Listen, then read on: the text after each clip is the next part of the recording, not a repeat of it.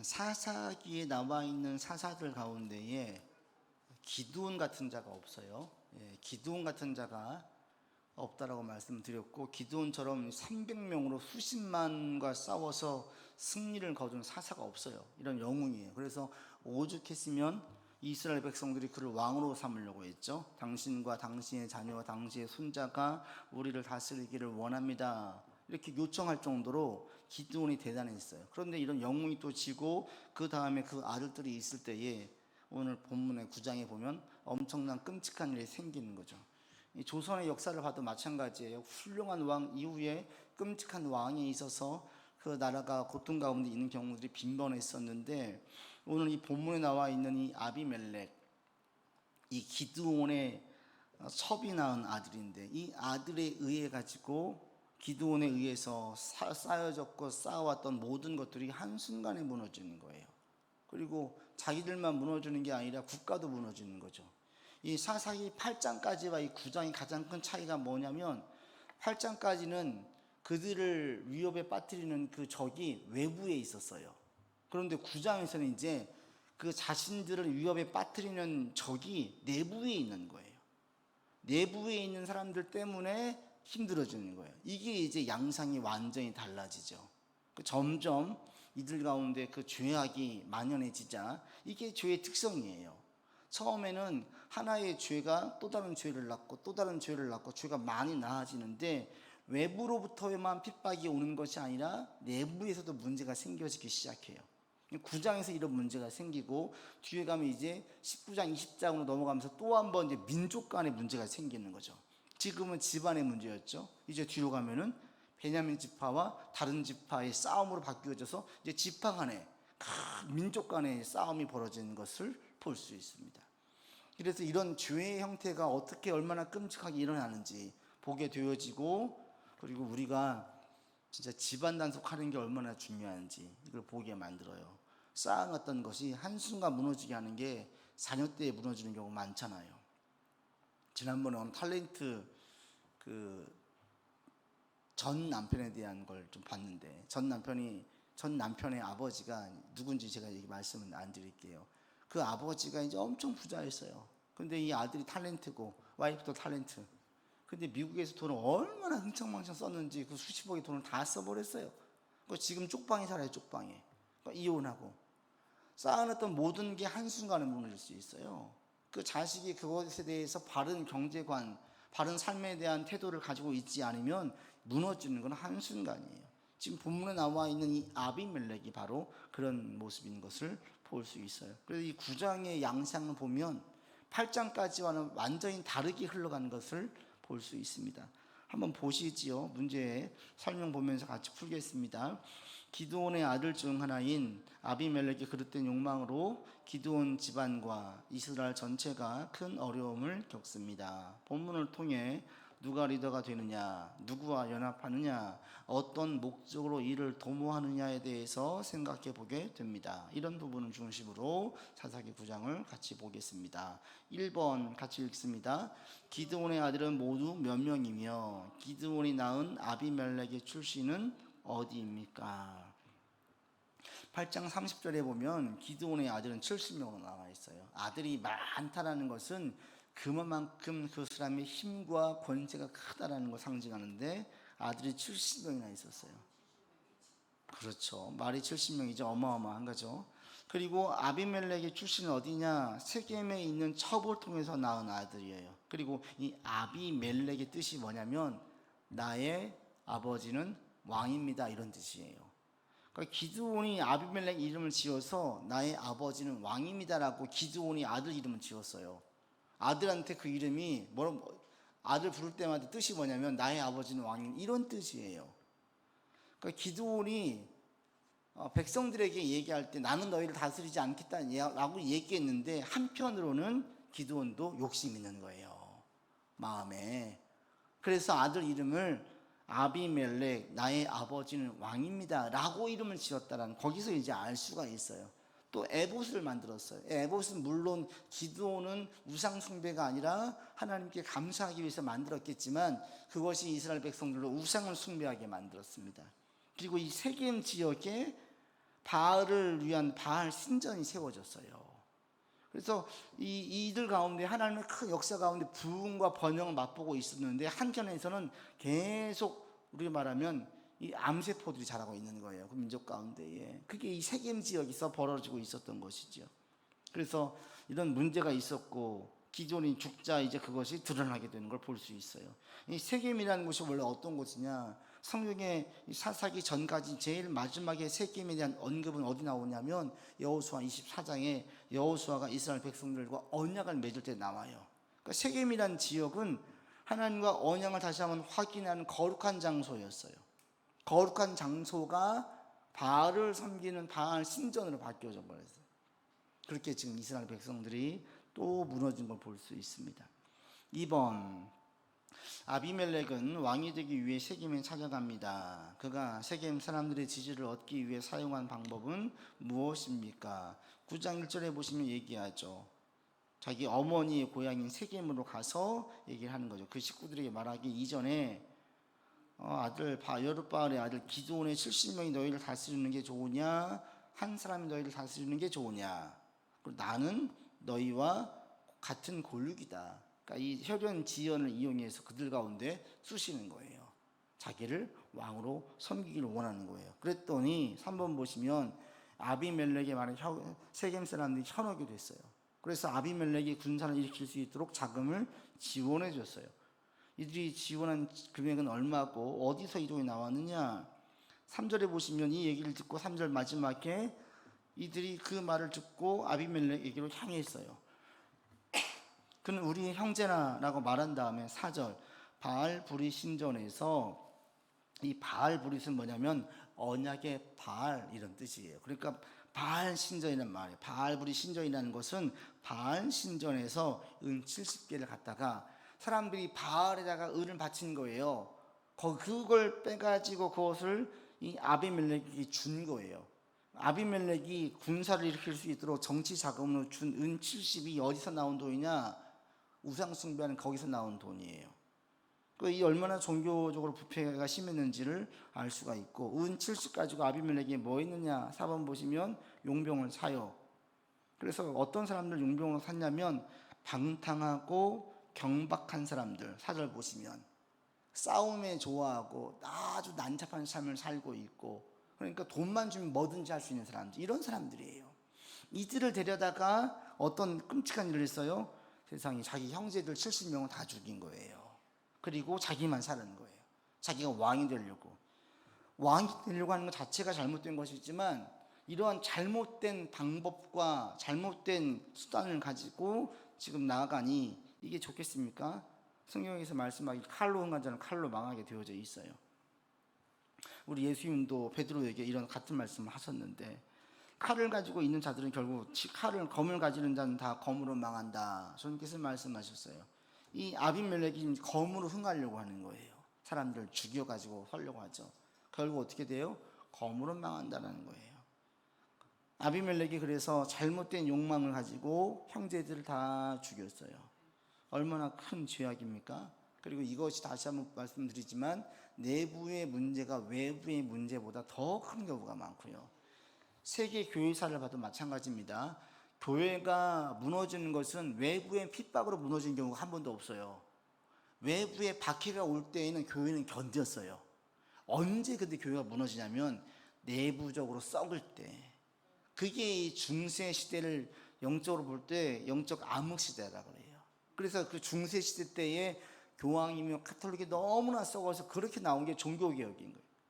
칼빈이 일으켰던, 루터와 칼빈으로 진행되어진 그 종교개혁이 그 16세기까지 너무 썩은 거예요. 그래서 그 유럽의 사람들이 그 당시에 많이 등을 돌렸어요. 그리고 진화론이 나올 때 진화론에 열광하게 되어지고, 성경보다는 이성 우위에 두고, 그 전까지는 성경을 꼼짝없이 들었거든요.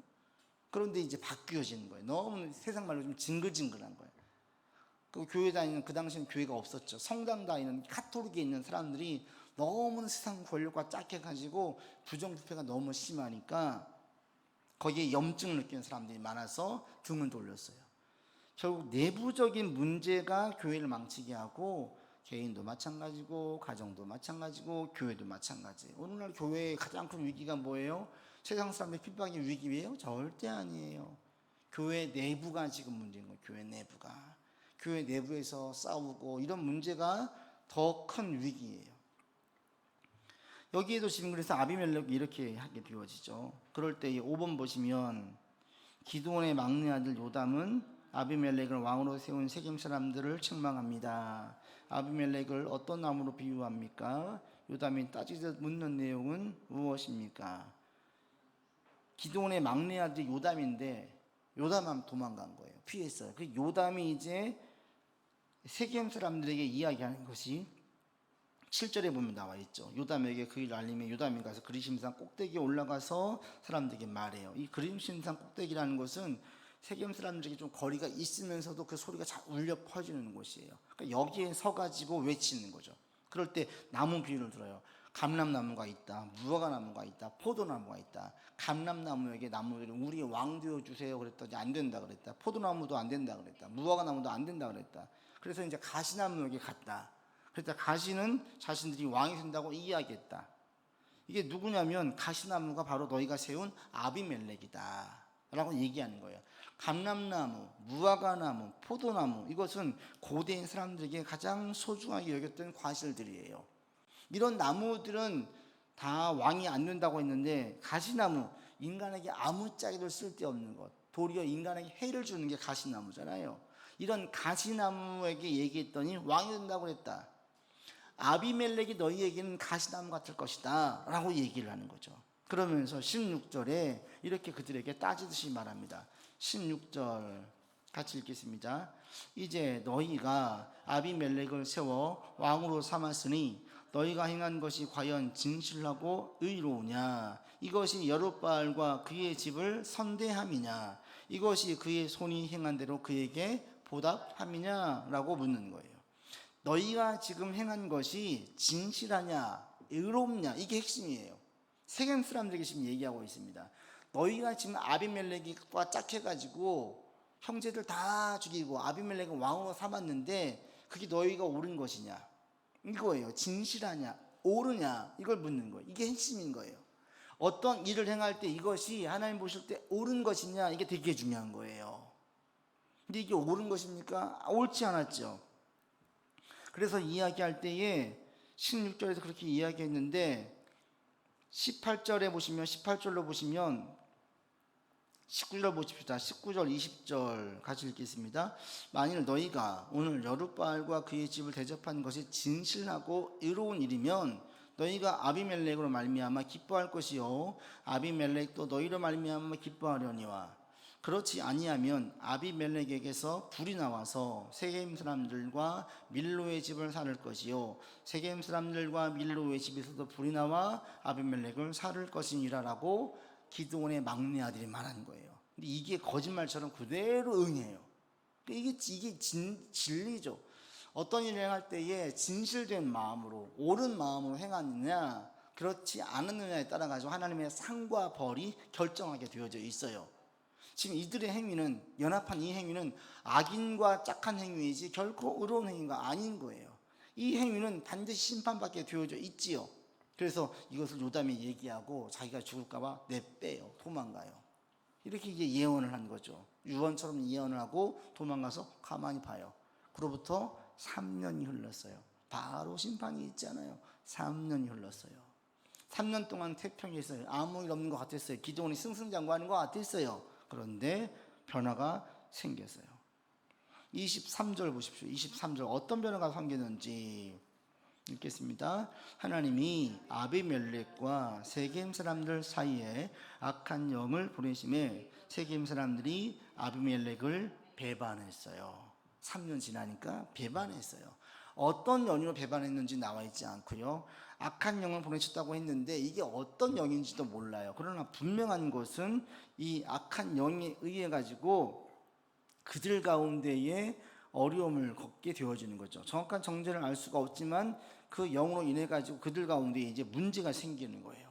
그럴 때 어떤 문제가 생겼어요? 24절에 보시면 같이 읽겠습니다. 이는 여룻바알의 아들 70명에게 저지른 포악한 일을 갚되 그들을 죽여 피 흘린 죄를 그들의 형제 아비멜렉과 아비멜렉의 손을 도와 그의 형제들을 죽이게 한 세겜 사람들에게 돌아가게 하심이라. 25절 세겜 사람들이 산들의 꼭대기에 사람을 매복시켜 아비멜렉을 엿보게 하고 그 길로 지나는 모든 자를 다 강탈하게 하니 어떤 사람이 그것을 아비멜렉에게 알렸어요. 한켠에서는 아비멜렉을 자꾸 엿봐요.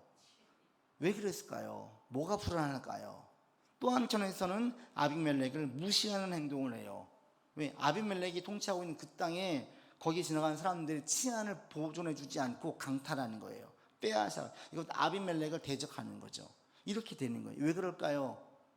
제가 생각할 때 세겜 사람들은 교만해지는 거예요. 자신들이 아비멜렉을 왕으로 세웠잖아요. 그렇죠? 아무것도 아닌 아비멜렉을 은철식 줘가지고 자신들이 왕 되게 만들었다 이거예요. 그러니까 우스운 거지. 그러니까 교만해지니까 한 3년 지나고 나니까 지가 무슨 왕이야, 또 우리가 너를 세웠는데, 이럴 수 있는 거예요. 그래서 그들 가운데 교만해지니까 그들이 아비멜렉의 통치를 무시하고 자기 힘을 써요. 그리고 강제로 빼앗았죠. 뭐예요? 세겜 사람들도 지금 포악하고 악인들이라는 것을 알 수 있어요. 즉 악인과 악인이 연합해가지고 악한 일을 도모해서 무엇인가를 이루어낸 거예요. 이게 과연 계속 가느냐? 절대 그렇지 않죠. 세계사를 봐도 마찬가지예요. 악인이 득세하는 경우가 없어요. 잠깐 득세하지. 그 다음 세대에 가거나 금방 끝나요. 막 잠깐 막 엄청난 영향을 미치는 것 같은데 그 확 타오른 불꽃은 순식간에 사라져버려요. 그게 악인들이에요. 우리가 볼 때는, 이들이 볼 때는 3년이 길게 보이죠. 우리가 여기 있으면 3년은 길게 보일 거예요. 어떤 사람은 30년, 어떤 사람은 300년 갈 수도 있어요. 그러나 하나님의 관점에서 보면 찰나에 불과하고 그 힘들은 반드시 꺾이게 돼 있다. 포악한 힘으로 이 누르는 나라들, 이런 나라들이 결코 오래 갈 수 없어요. 푸틴이나 북한이나 중국이나 미얀마나 공산권과 이 악인의 통치는 반드시 무너질 때가 와요. 그때가 와요. 지금은 힘들지만 반드시 하나님의 심판 때가 와요. 여기도 지금 그런 일이 생긴 거예요. 3년이라는 기간이 있었는데 그 기간이 지나고 나자 세겜 사람들이 교만해져요. 그리고 공격하려고 해요. 이게 지금 이 모습이었어요. 그렇게 해서 그들 가운데 어떻게 했습니까? 이런 일이 생겨지면서 계속 세겜 사람들은 아비멜렉을 무시했어요. 그러면서 한 사람이 또 등장해요. 7번 보시면 가알이 등장합니다. 7번 같이 읽겠습니다. 세겜 사람들에게 지지를 얻은 가알은 아비멜렉을 무시하는 발언을 합니다. 그 성읍의 방백 스불이 전령을 보내 아비멜렉에게 알리자 아비멜렉은 군사를 이끌고 이들을 처벌하러 옵니다. 가알과 아비멜렉의 전쟁은 어떤 결과로 이어집니까? 외부에서 가알이 들어왔는데 세겜 사람들이 그를 좋게 보는 거예요. 가알이 술 취해가지고 오늘 얘기하는 거죠. 아비멜렉의 통치를 비난하고 무시하는 발언을 해요. 아비멜렉 아무것도 아니다 이거죠. 여기 있었으면, 나한테 그럴 만한 군사를 줬으면 내가 그를 무찌르고 내가 더 잘할 수 있을 것이다. 아주 호언장담하는 거예요. 그러니까 그걸 듣고 있던 아비멜렉 편에 있던 사람이 방백이 가서 그 전령을 보내고, 이걸 듣고 아비멜렉이 사람들 모으고 와가지고 이 가알과 싸워서 가알을 죽여요. 그럼 그걸로 끝나느냐? 그게 끝난 게 아니라 어떻게 이어지냐면, 그 다음 보실까요? 그 쭉 전쟁이 이제 이어질 때 49절까지 보시면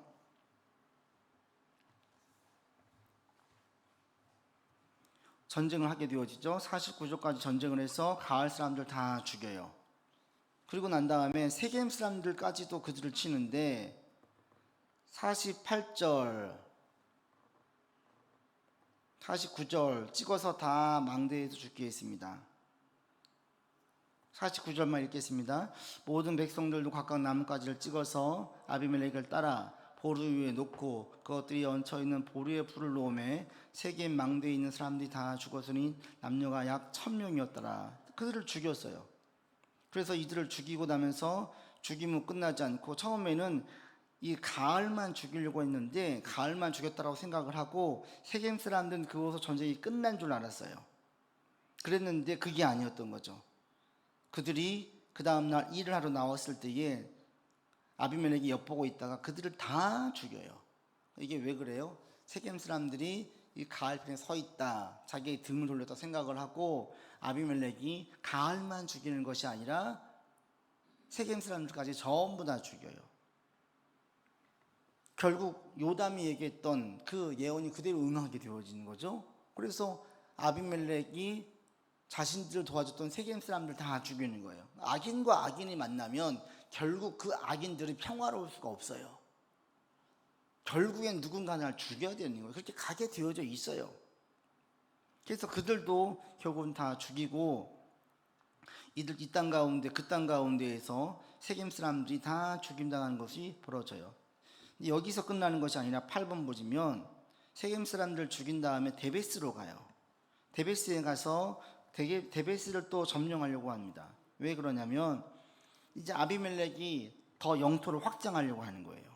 그래서 데베스와 전쟁을 벌이는데 거기에서 아비멜렉이 죽임을 당해요. 아비멜렉이 어떻게 죽습니까? 53절에 보시면 참 아비멜렉도 아주 값싼 죽음, 아주 가치없게 죽는 걸 볼 수 있습니다. 53절 읽겠습니다. 한 여인이 맷돌 윗짝을 아비멜렉의 머리 위에 내려 던져 그의 두개골을 깨뜨리는 거예요. 왕이란 자가 싸우다가 전쟁터에서 죽는 게 아니라 여기 던진 맷돌에 맞아 죽어요. 이게 창피하니까 54절에 아비멜렉이 자기 무기 든 청년에게 나를 좀 죽여라, 여자한테 죽었다는 게 얼마나 창피하냐 그거예요. 그래서 그 청년이 찔러 죽여요. 이렇게 해서 아비멜렉의 죽음이 끝나면서 9장이 정리가 되어져요. 잠깐 확 타올랐던 그 불길이 한순간에 꺼져버리는 거예요. 이게 악인의 모양이에요. 겉보기엔 화려한 것 같은데 알맹이가 없어요. 그냥 끝나버리는 거예요. 이게 악인들의 형통이고 득세예요. 우리 역사도 보면 그런 악인이 있었지 않습니까? 군사 독재를 일으켜가지고 그렇게 많은 광주를 학살했던 그 전두환 같은 경우에 한 번도 반성 안 해요. 회개 안 해요. 결국 그렇게 죽었어요. 그러고 죽었어요. 결국 그렇게 죽었어요. 근데 이게 그로 인해서 얼마나 많은 사람들이 고통과 아픔 가운데 있었는데요. 이것은 분명히 악인이에요. 잘못된 거예요. 그러면 그 집안이 계속 잘 될까요? 하나님께서 거기에 대해서 그들이 돌이키지 않으면 하나님께 벌하실 수밖에 없는 거예요. 그런 모습들 결국에는 그 정권도 오래가지 못하고 아주 친했던 노태우가 그를 배신하잖아요. 결국은 둘이 법정에 서잖아요. 이게 역사인 거예요. 잠깐 번쩍하는 것 같죠? 그렇지만 그렇지 않습니다. 반드시 하나님의 심판이 있습니다. 우리도 마찬가지예요. 우리가 그래서 누구와 연합하느냐, 또 우리가 그 일을 할 때에 어떤 마음으로 하느냐, 그리고 우리가 사람들을 대할 때 그 생명들을 얼마나 귀하게 여기느냐, 이게 대단히 중요한 겁니다.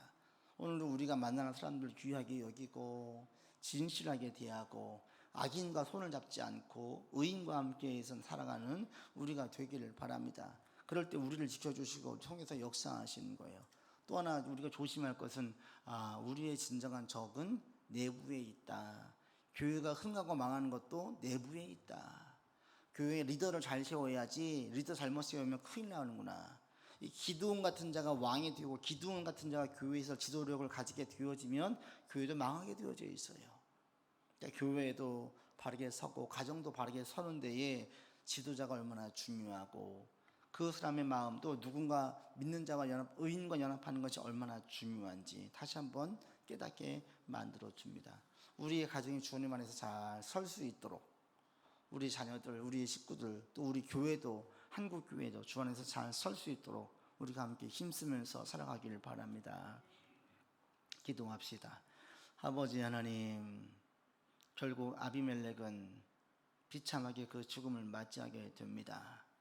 하나님, 그가 악인과 득세하여 잠깐 힘을 내는 것 같았으나 그 힘은 순식간에 사그라들었습니다. 또 함께 연합했던 세겜 사람들은 그들에 의해서 아비멜렉에 의해서 다 죽임을 당하게 되었습니다. 하나님, 악한 자와 손을 잡을 때 결국 그 끝은 망하는 것밖에 없습니다. 우리가 의를 쫓게 하시고 진실을 추구하게 하시고 믿는 자와 의로운 자와 함께 연합하는 삶을 살게 하여 주시옵소서. 무엇보다 주 앞에 진실하고 의로운 자로 설기를 원하오니 주여 우리를 도와주시옵소서. 우리 가정, 우리 교회, 한국교회를 붙잡아 주시고 우리 가정이 든든하게 서고 우리 자녀들의 가정이 서기를 원하고 한국교회가 바르게 서기를 원하고 우리 교회가 주 앞에 바르게 서기를 원합니다. 그러기 위해서 지도력을 가지고 있는 지도자들, 리더들 하는 바른 마음과 바른 뜻으로 설 수 있도록 인도하여 주시옵소서. 이제는 우리 구주 예수 그리스도의 은혜와 한없으신 하나님의 사랑하심과 성령의 교통하심과 교제하심이 진실하고 의로운 삶을 추구하고 의로운 자와 함께 연합하여 주의 영광 위에 힘쓰기를 고백하는 주의 백성들 위에, 이들의 삶 위에, 가정과 교회와 이 나라의 민족과 세계 열방 위에 이제로부터 영원토록 함께 계시기를 간절히 축원하옵나이다. 아멘.